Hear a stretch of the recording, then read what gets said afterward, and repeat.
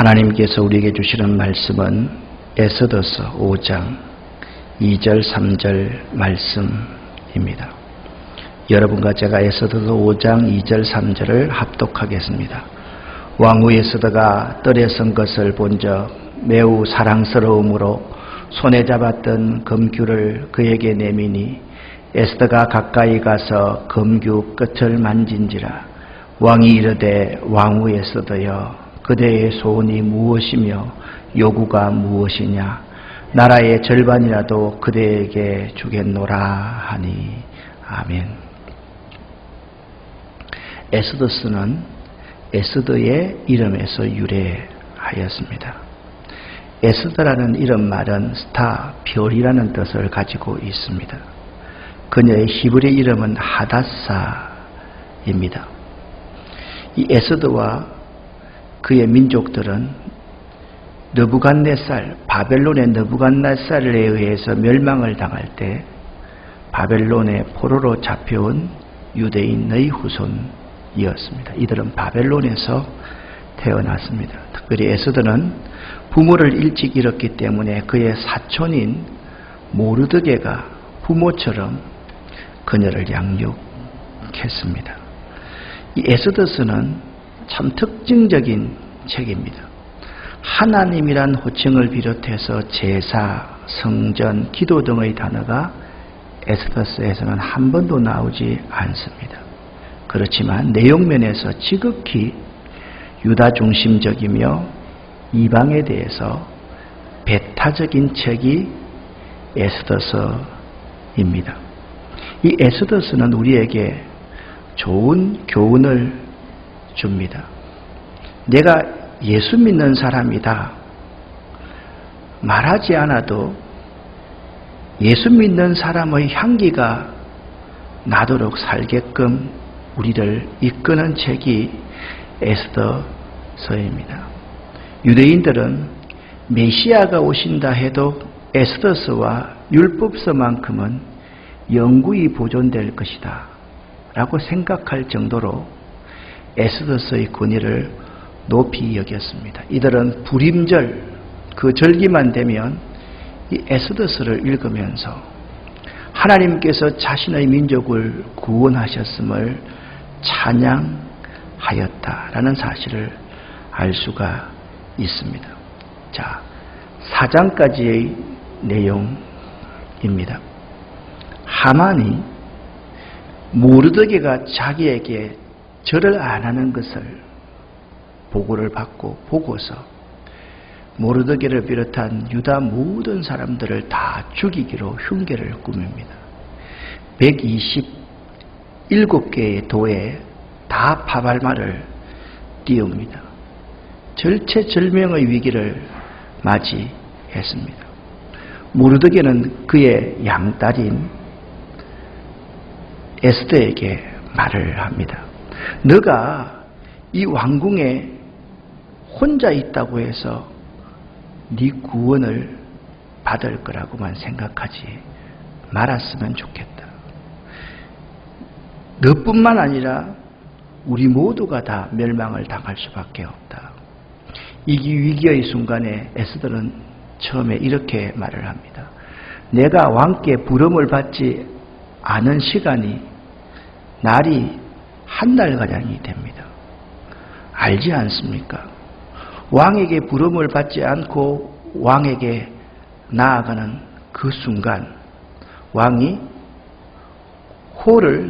큐를 내밀지 아니하면 그 자리에서 목을 베게 되어 있었기 때문입니다.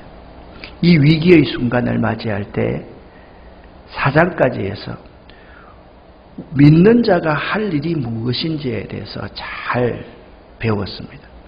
우리들도 위기의 순간을 맞이할 때 제일 먼저 하나님에 대하여서 하나님을 향하여서 회개할 수 있어야만 합니다. 그리고 하나님의 도움을 호소해야만 합니다. 바로 이때 하나님은 일하십니다. 그 위기의 순간에 하나님의 도움을 호소했던 것이 뭐냐 하면 에스더의 그 유다 민족의 하늘 보좌를 움직이는 기도였습니다. 유다민족은 문제를 인식하고 나서부터 그들은 작정해서 기도하기 시작합니다. 그리고 금식하며 기도합니다. 합심해서 기도하고 있습니다. 우리가 위기의 순간을 당할 때 반드시 믿는 자가 알아야 할 것이 있습니다. 그것을 알고 하나님의 마음을 하늘 보좌를 움직이는 기도를 할 수 있어야만 됩니다. 첫 번째, 오늘 내가 여기 있음이 하나님의 은혜임을 알아야만 합니다. 두 번째, 오늘 내가 할 일이 무엇인가, 이 위기의 순간에 오늘 내가 할 일이 무엇인지를 바로 알아야만 합니다. 그걸 모르면 우왕좌왕할 수밖에 없습니다. 그리고 위기의 순간에 나보다 형제를 먼저 생각해야 되고, 나보다 공동체를 먼저 생각해야 되고, 나보다 민족을 더 생각해야만 합니다. 오늘날 우리의 나라가 참 위기다라고 말할 수 있는 것은 과연 우리들 가운데 위기의 순간에 나보다 우리와 우리 공동체를 더 생각하는 사람이 많은가를 한번 여러분 되짚어 보시기를 바랍니다. 위기의 순간에 가장 필요한 것은 믿음이 중요하다라는 것을 알아야만 합니다. 이 위기의 순간이 때 아닙니까? 때. 그래서 위기가 나에게 있어서 기회가 됩니다.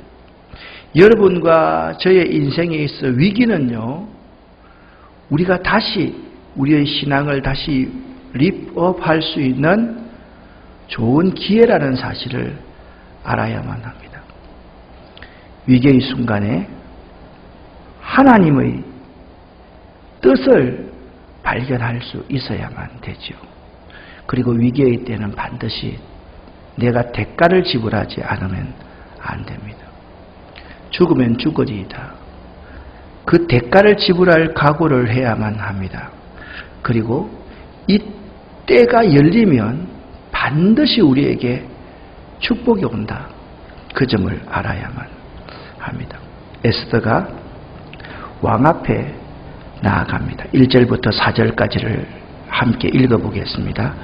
제3일에 에스더가 왕후의 예복을 입고 왕궁 안뜰 곧 어전 맞은편에 서니 왕이 어전에서 전문을 대하여 왕자에 앉았다가 왕후 에스더가 뜰에 선 것을 본 적 매우 사랑스러움으로 손에 잡았던 금규를 그에게 내미니 에스더가 가까이 가서 금규 끝을 만진지라.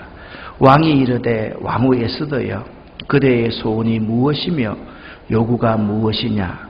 나라의 절반이라도 그대에게 주겠노라 하니 에스더가 이르되 오늘 내가 왕을 위하여 잔치를 베풀어 사오니 왕이 좋게 여기시거든 하만과 함께 오소서 하니. 자, 이 말씀을 읽었으면 반드시 앞에 4장 11절 말씀을 기억할 수 있어야만 됩니다. 같이 4장 11절 말씀을 읽겠습니다. 왕의 신하들과 왕의 각 지방 백성이 다 알거니와 남녀를 막론하고 부름을 받지 아니하고 안뜰에 들어가서 왕에게 나아가면 오직 죽이는 법이요 왕이 그 자에게 금규를 내밀어야 살 것이라. 이제 내가 부름을 입어 왕에게 나아가지 못한 지가 이미 30일이라 하라 하니라. 아멘. 그러니까 남녀를 막론하고 부름을 받지 아니하고 안뜰에 들어가서 왕에게 나아가면 오직 죽이는 게 법이었습니다. 만약 한 가지 구원받을 수 있는 길이 있는데 왕이 그 자에게 금규를 내밀으면 삽니다. 그리고 그 금규를 붙들어야만 합니다. 그런데 오늘 에스더의 모습을 한번 보십시오. 에스더가 제3일에 왕후의 예복을 입고 왕궁 안뜰 곳 의전 맞은편에 섰는데 왕의 부름을 받고 갔습니까? 왕의 부름을 받지 않고 나갔습니까? 에스더는 지혜로운 여인이었습니다. 지혜가 뭐냐? 지혜는 이런 것입니다. 같이 한번 읽어보겠습니다. 자기의 감정을 억제하고 일의 결과를 여러 모양으로 생각하고 생각해서 제대로 일을 처리하는 능력을 말한다. 그러니까 지혜라는 것은 이런 것입니다. 제일 먼저 내 감정을 억제하고 일의 결과를 여러 모양으로 예상하고 생각해서 제대로 일을 처리하는 것을 지혜라 그렇게 말을 합니다. 에스더가 왕 앞에 나아가기까지 어떤 행동을 했는지를 잘 아는 것이 매우 중요합니다. 4장 16절 말씀을 함께 읽겠습니다. 당신은 가서 수산에 있는 유다인을 다 모으고 나를 위하여 금식하되 밤낮 3일을 먹지도 말고 마시지도 마소서. 나도 나의 시녀로 더불어 이렇게 금식한 후에 규례를 어기고 왕에게 나아가리니 죽으면 죽으리이다. 아멘. 에스더가 왕에게 나아가기까지 그냥 무모하게 나아간 것이 아니었습니다. 나를 위해서 금식해라. 그 유다인을 다 모았습니다. 나를 위해서 밤낮 3일을 먹지도 말고 마시지도 마소서. 그렇게 금식의 부탁을 했습니다. 우리는 오늘 본문 말씀을 보면서 기도 후에 믿음의 행동이 필요하다라는 사실을 알 수가 있습니다. 여러분 1절 말씀을 그냥 그대로 넘어가면 안 됩니다. 1절 말씀에 제3일에 여러분 제3일이 무엇입니까? 제3일이 에스더와 유다 모든 백성들이 작정하고 금식하면서 합심 기도를 했던 제3일 후에 에스더가 행동했다라는 것을 알아야만 됩니다. 여러분과 제가 믿음의 행동을 할 때 가장 필요한 게 뭐냐면 먼저 마음을 모아서 작정하고 금식하고 기도한 후에 행동할 수 있어야만 됩니다. 에스더가 왕후의 예복을 입고 왕궁 안 뜰 의전 맞은편에 섰다. 이것이 중요한 것이 아닙니다. 제3일에 에스더와 그 민족은 하늘 보좌를 움직이는 기도를 한 후에 행동하기 시작했다라는 겁니다. 우리도 마찬가지입니다. 믿음의 행동을 할 때 3일 후에 3일이 지난 후에 행동을 해야지 3일이 되기 전에 행동하기 이전에 여러분들이 기도하기 이전에 행동하면 안 된다라는 점을 알아야만 하는 것입니다. 기도하고 나니까 하나님이 상황을 바꿔주시잖아요. 자, 왕이 에스더가 뜰에 선 것을 본 적 심히 사랑스러움으로 하나님이 왕의 마음을 먼저 만져 놓았습니다. 심히 사랑스럽게 볼 수 있는 눈을 하나님이 만들어 놓았던 거죠. 금호를 그에게서 내어 밀었습니다. 그리고 에스더는 금 끝을 만졌습니다. 이 제3일이 없었다라고 한다면 이런 역사가 심히 사랑스럽게 바라보는 이런 역사가 없다. 제3일이 없었더라면 에스더는 그 자리에서 묵배임을 당하였을 거라는 점을 여러분 알아야만 합니다. 또 기도 후에 응답을 받음에 있어서 때와 장소를 분별하여 계획성 있게 행할 수 있어야만 합니다. 3절 말씀, 4절 말씀, 5절 말씀을 보니까 이렇게 말합니다. 왕후 에스더가 너무 이쁘게 보이니까 왕이 왕후에게 말합니다. 그대의 소원이 무엇이며 요구가 무엇이냐? 나라의 절반이라도 그대에게 주겠노라. 우리는 이런 말을 딱 듣고 나면 바로 그거 주세요. 아니면 하만이 이런 잘못을 했습니다. 라고 말하기가 참 쉽습니다. 그러나 에스더는 응답 받음에 있어서 장소, 때를 분별하여서 아주 계획적으로 행하고 있는 모습을 볼 수가 있습니다. 이 계획적으로 행하는 것, 그것을 이 다음 문단에서 함께 생각해 보도록 하겠습니다. 에스더는 이렇게 말을 합니다. 그때 말을 하지 않습니다. 오늘 내가 왕을 위하여서만 잔치를 베풀어 싸우니, 그러니까 자기가 나아간 것이 왕을 위하여서 나아갔다라고 그렇게 말을 하고 있습니다. 그리고 이렇게 말합니다. 제 생각을 집어넣지 않겠습니다. 왕이 선히 여기시거든 오늘 내가 왕을 위하여 잔치를 베풀어 싸우니. 여러분, 기도 후에 항상 상황과 여건들, 환경들, 때와 장소를 분별하여서 계획성 있게 행할 수 있는 우리들이 될 수 있어야만 합니다. 또 한 가지, 왕 앞에 나아가기까지 기도 후에 응답을 받음에 있어서 믿음으로 기다릴 줄 알아야만 합니다.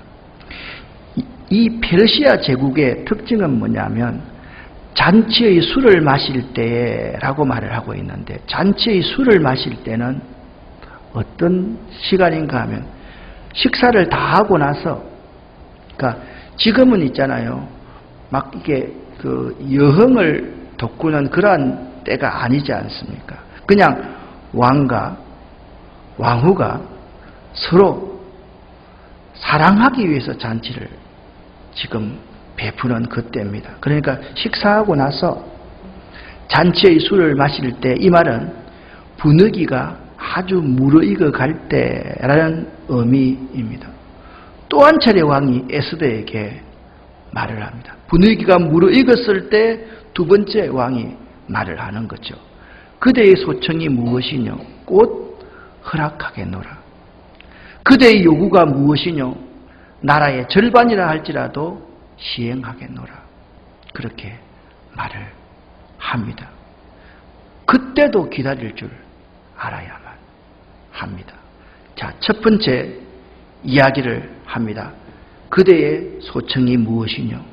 나라의 절반이라도 주겠노라 라고 할 때 에스더는 어떻게 말합니까? 지혜롭게 행합니다. 오늘 내가 왕을 위하여서 잔치를 베풀어 싸우니 왕이 선히 여기시면 왕의 가장 최적근인 하만을 다시 불러서 다음 날 내가 하만과 함께 왕을 위하여 잔치하기를 원합니다. 그리고 나서 잔치의 술을 마시고 있을 때 또 왕이 말을 할 때 그대의 소청이 무엇이뇨? 라고 할 때 또 때를 기다리고 있는 모습을 볼 수 있다는 거예요. 여러분이 어떤 문제를 해결하기 위해서 결단을 했을 때 결단 이후에는 행동해야 되지 않습니까? 결단 이후에 행동하기 전에 꼭 해야 될 일이 뭐냐? 기도하는 일입니다. 그 문제를 위해서 간절하게 기도해야 됩니다. 제 3일 동안 나를 비롯해서 함께 기도할 수 있는 사람, 그 사람들을 여러분들이 모아야 됩니다. 그러면 하나님이 먼저 그 상황을 바꾸어 주십니다. 심히 사랑스러움으로 이렇게 바꿔줍니다. 그런데 바로 응답이 옵니다. 그럴 때 너무 조급하게 해서는 안 됩니다. 계획성 있게 행할 수 있어야 됩니다. 그리고 기다릴 줄 알아야만 하는 것입니다. 자, 왕이 에스더가 말한 대로 하만을 급히 부르라 하고 왕이 하만과 함께 에스더가 베푼 잔치에 가게 되었습니다. 7절 말씀 같이 한번 읽어 보겠습니다. 에스더가 대답하여 이르되 나의 소청 나의 요구가 이러하니이다. 내가 만일 왕의 목전에서 은혜를 입었고 왕이 내 소청을 허락하시며 내 요구를 시행하시기를 좋게 여기시며 내가 왕과 하만을 위하여 베푸는 잔치에 또 오소서. 내일은 왕의 말씀대로 하리이다 하니라. 아멘. 에스더는요, 아주 행동함에 있어서 자기 것을 자기 뜻을 이루기 위해서 신중하고 치밀하게 계획을 진행하고 있는 모습을 볼 수가 있습니다. 우리가 이 에스더의 모습을 배울 수 있어야만 됩니다. 우리가 계획함에 있어서 두 가지의 극단적인 입장을 취하기가 참 쉽습니다. 에스더처럼 신중하고 치밀한 계획 아래서 결단하고 행동할 수 있어야 되는데 그렇지 못할 때가 참으로 많이 있다라는 거예요. 그 첫 번째가 뭐냐 하면 하나님을 전혀 고려하지 않는 사람이 있습니다. 계획은 열심히 하지만 하나님과 의논하고 계획하지 않는 사람, 기도하지 않는 사람입니다. 이런 사람은 뜻을 이룰 수가 없습니다. 또 한 부류의 사람이 있습니다. 열심히 기도는 하지만 계획 없이 기도만 하는 사람이 있습니다. 하나님께서 알아서 해주시겠지 하는 태도, 충동적이고 극단적인 사람이 있을 수가 있습니다. 여러분은 이 세 부류의 사람 가운데 어떤 사람인지를 한번 스스로 점검해 볼 수 있기를 바랍니다. 에스더와 같은 사람입니까? 아니면 계획은 열심히 하지만 하나님과 의논하기 이전에 행동부터 먼저 하는 사람입니까? 열심히 기도는 하지만 계획과 치밀함이 없이 기다림이 없이 그냥 기도만 하고 있는 사람입니까? 우리는 내가 어떤 사람인지에 대해서 생각할 줄 알아야만 됩니다. 많은 그리스도인들이 있잖아요. 거듭나지 않는 그리스도인들은 하나님을 전혀 고려하지 않고 자기 계획을 자꾸자꾸 밀어붙이려고 하는 사람들이 너무나도 많습니다. 또 어떤 사람은 열심히 기도하는 것 같은데 전혀 계획이 없었던. 오늘 여러분 이 본문을 다시 한번 자세하게 한번 살펴보십시오. 3일 후에 에스더와 유다의 수산성에 있는 모든 백성들과 모르드게가 모여서 그들이 작정하고 금식하고 합심으로 문제를 위해서 기도했습니다. 자, 보십시오. 에스더가 죽지 않았습니다. 왕이 귤을 내밉니다. 그 귤을 잡았습니다. 내가 나라의 절반이라도 주겠다. 여러분 생각 한번 해보세요. 그때 말을 하면 왕이 그렇게 처리하여야 하면 문제가 다 끝나는 겁니다.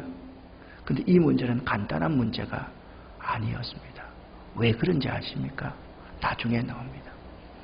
악한 자가 스스로 교만하여서 왕보다 높아지려고 하는 것을 왕이 발견해야 되기 때문에 그렇습니다. 악한 자가 자기 스스로가 죽을 무덤을 파도록까지 기다려야만 하는 것입니다. 이것이 우리 그리스도인들이 해야 될 일임을 알아야만 됩니다. 신중하고 치밀한 그리스도인이 되어야 됩니다. 교회도 마찬가지입니다. 어떤 계획을 할 때 그냥 기도하고 그냥 밀어붙이면 반드시 문제가 생깁니다. 교인들 가운데 상처받는 사람이 많이 생기고요. 교인들 가운데서 이건 아닌데 라고 생각하는 사람도 많습니다. 하나님을 고려하지 않는 사람입니다. 열심히 기도만 하지만 치밀한 계획이 없을 수가 있습니다. 그것도 아주 큰 문제가 생길 수가 있다라는 사실을 알아야만 합니다. 이제 하만의 모습을 여러분과 제가 한번 보기를 원합니다. 자, 보십시오. 9절에 이렇게 말합니다. 그날 하만이 마음이 기뻐 즐거이 나오더니 모르드게가 대궐 문에 있어 일어나지도 아니하고 몸을 움직이지도 아니하는 것을 보고 매우 화가 났지만 그날따라 어떻게 합니까? 참고 집에 돌아와서 사람을 보내어 그가 하는 일이 무엇입니까? 그의 친구들과 그의 아내 세레스를 청했다. 그렇게 말씀하고 있습니다. 자, 여기서 하만과 모르드게의 다른 점이, 차이점이 있습니다. 여기서 믿음 있는 사람과 교만한 사람의 차이가 있다라는 사실을 알아야 됩니다.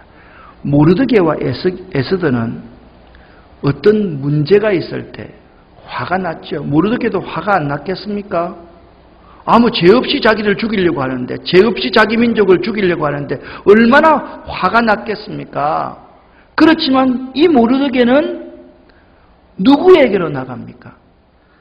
사람들을 모아서 그들과 함께 작정하고 금식하고 합심해서 기도하면서 하나님께로 나아갑니다.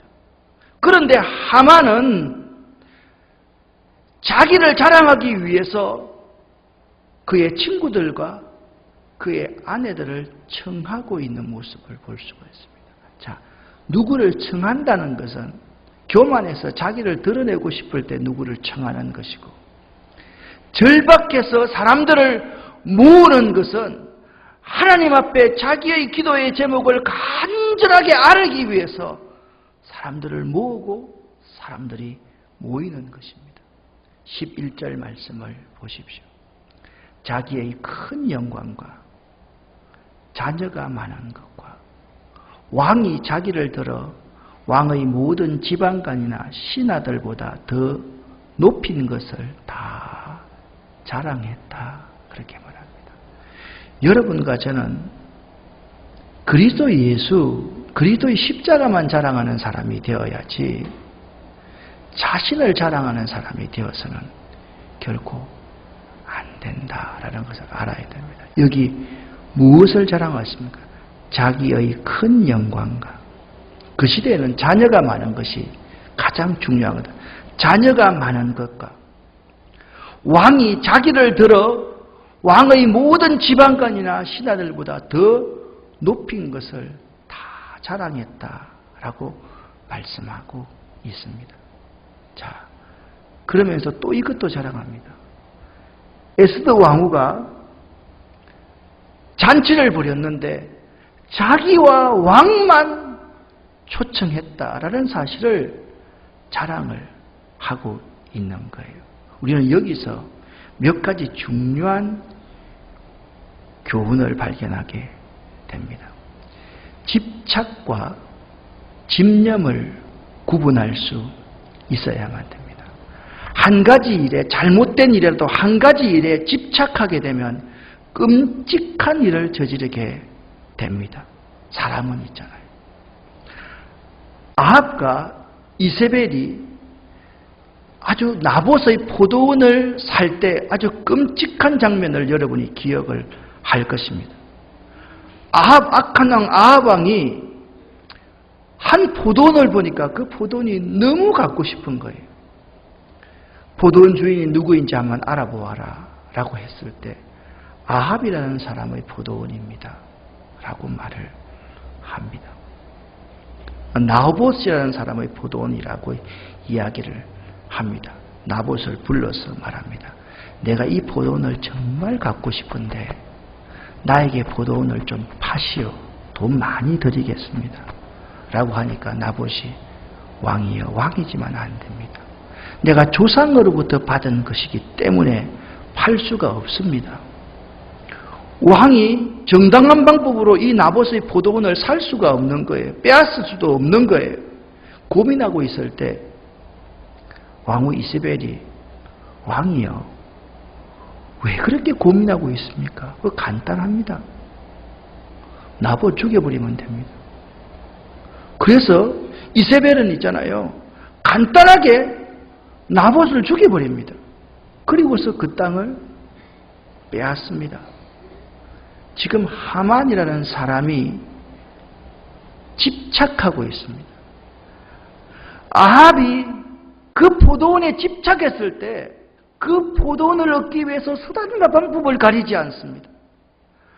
지금 하만이라는 이 사람이 유다인들을, 특별히 모르드게가 너무 싫으니까 이 모르드게를 죽이기 위해서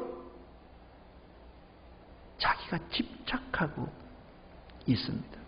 여러분, 하나님을 저버리고 내 고집대로 행하면 그것이 집착입니다. 집념은 뭐냐면 하나님을 믿고 하나님을 신뢰하면서 하나님 앞에 계속 나아가는 것을 집념이라고 할 수 있다고 한다면, 집착은 하나님 저버리고 내 뜻대로 내가 교만해서 내가 무엇을 이루고자 하는 것이 집념임을 알아야만 합니다. 여기 하만의 모습을 보십시오. 자기 자신을 자랑합니다. 그리고 자신이 죽고자 함정을 팝니다. 그가 초청한 14절 말씀을 보십시오. 그의 아내 세레스와 모든 친구들이 말을 합니다. 높이가 50규빗 되는 나무를 세우고 내일 왕에게 모르드게를 그 나무에 매달기를 구하고 왕과 함께 절거이 잔치에 가소서 하니, 왕이 그 말을 좋게 여기고 하만이 그 말을 좋게 여기고 명령하여 나무를 세우니라, 그렇게 말씀하고 있습니다. 여기 매우 중요한 문장이 있습니다. 그 말을 좋게 여기고. 우리는 두 가지 부류의 사람이 있음을 알아야만 합니다. 들어야 할 말을 잘 안 듣는 사람이 있고요, 안 들어야 할 말을 잘 듣는 사람이 있습니다. 교만한 사람은요, 안 들어야 할 말을 잘 듣는 사람입니다. 자, 지금 친구와 자기 아내가 자기에게 무슨 말 합니까? 사람 죽이자고 합니다. 헤롯 왕이 헤로디아의 딸의 말은 듣지 말아야 될 말이었습니다. 그런데 그 듣지 말아야 될 말을 들어가지고 의로운 사람 세례 요한의 목을 잘라서 쟁반에다가 가져옵니다. 아마 헤로디아의 딸은요, 평생 그 쟁반 위에 올려져 있는 세례 요한의 그 목 때문에 악몽 가운데 살다가 지옥 가운데 살다가 죽었을 것입니다. 아마 아합과 이세벨은 나봇의 포도원만 보면 악몽을 꾸다가 그들은 멸망했을 것입니다. 우리는 이 사실을 자꾸 알아야 됩니다. 사람 죽이자고 하는데 그 말이 좋게 들리는 거예요. 우리가 신앙생활을 하다 보면 있잖아요, 사람과의 관계 안에서 이렇게 만나다 보면요, 이상할 때가 참 있습니다. 괜히 사람 씹고 사람 비판하고 비난하는데 그 말을 좋게 여기는 사람이 있다라는 겁니다. 이런 사람이 하만과 같은 사람이 될 수 있다라는 사실을 여러분이 꼭 명심할 수 있기를 예수 이름으로 간절히 부탁을 드립니다. 들어야 할 말 잘 들으십시오. 들어야 할 말 안 듣는 사람 되지 마십시오. 안 들어야 할 말을 듣는 어리석은 사람이 되지 마시기를 예수 이름으로 간절히 축원합니다. 결국 이 하만은 어떻게 됩니까? 다음 6장에 가면 어떻게 됩니까? 자기가 50규빗 되는 나무를 세웠는데 그 나무에 자기 스스로가 달려서 처참하게 죽게 됩니다. 자기 온 가족도 함께 죽게 됩니다. 우리는 오늘 이 본문 말씀을 통해서 에스더가 얼마만큼 신중하고 치밀하게 일을 처리하는가에 대해서 배웠습니다. 여러분, 에스더처럼 행동하기 전에, 결단하고 행동하기 전에 꼭 해야 될 일이 있습니다. 그것이 무엇입니까? 기도하는 것입니다. 기한을 정하고 작정해서 금식하면서 기도하는 일입니다. 제가 오늘 이 본문 말씀을 묵상하면서 우리 아름다운 교회에 21년 동안 참 좋은 기도의 전통이 있었습니다. 그 전통이 뭐냐? 24시간 연속 기도, 48시간 연속 기도하는 것이었습니다. 여기 우리 권사님들은 잘 생각이 나실 것입니다. 여기 강대상 위에 방석을 깔고 여기서 무릎을 꿇고 기도할 수 있도록, 또 그렇지 않으면 여기서 앉아서 기도할 수 있도록, 그렇게 24시간, 48시간, 1시간씩 서로 릴레이로 기도하는 기도를 우리 교회는 참 많이 했습니다. 지나놓고 보니까 그 기도 있잖아요. 하나도 땅에 떨어지지 않았던 거예요.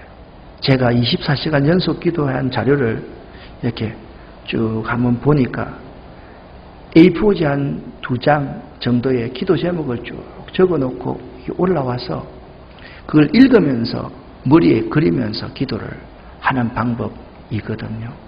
근데 그때 기도했던 기도의 제목들이 하나도 땅에 떨어지지 않고 다 이루어졌다는 사실을 제가 알고 또 한 번 깜짝 놀랍니다. 아마 명절 지나고 2월 마지막 주에 우리 건사 안수식을 하면서 3주년, 이 운양동에 들어온 3주년 기념 예배를 드리게 될 터인데, 크게 다른 사람 초청하고 이렇게 안 하고 우리 자체적으로 또 안수받는 분들, 친척들 초청해서 우리가 하나님 앞에 감사 예배를 드리려고 생각합니다. 그 전에 안수를 받는 사람들이나 다음 세대를 위해서 우리가 기도하는 제목이나 그 제목을 위해서 24시간 연속 기도회를 하게 될 것입니다. 그때 여러분 기대하는 마음으로 지금 한번 참석하는 준비를 한번 해보시기를 바랍니다. 내 문제를 하나님 앞에 가지고 나오는 겁니다. 그리고 기한을 작정하는 거예요. 내가 이때 집중적으로 기도하겠다. 금식하면서 기도하겠다. 그리고 우리 모두가 합심하면서 기도하겠다. 그렇게 하면요, 하나님이 그 기도를 다 들어주십니다. 그리고 기도한 후에 여러분들이 행동을 잘 할 수 있어야만 됩니다. 기도한 후에 그냥 바로 움직이면 안 됩니다. 기도 후에 신중하게 움직이면서 그 계획을 세우고 기다릴 줄 알아야지 하나님께서 우리의 삶을 통해서 역사함을 꼭 기억하시기를 예수 이름으로 간절히 축원합니다. 두 번째, 하만 같은 사람이 되지 말아야만 합니다. 나를 자랑하지 말아야 됩니다. 내 권세를 자랑하지 말아야 됩니다. 내 자녀들을 자랑하지 말아야 됩니다. 내 경제를 자랑하지 말아야 됩니다. 누구를 자랑해야 되는가? 자기를 자랑하면 교만은 패망의 선봉이고 넘어짐의 앞잠이라고 했다는 것을 여러분이 꼭 기억할 수 있기를 바랍니다. 교만하는 사람이 성공하는 경우는 없습니다. 항상 겸손해야만 합니다. 겸손할 수 있는 여러분 되시기를 예수 이름으로 간절히 부탁을 드립니다. 교만한 사람이 되어서 자랑하다가 자신의 무덤을 자기가 파는 어리석은 사람이 되어서는 결코 안 된다. 꼭 기억할 수 있기를 예수 이름으로 간절히 부탁합니다. 기도하겠습니다.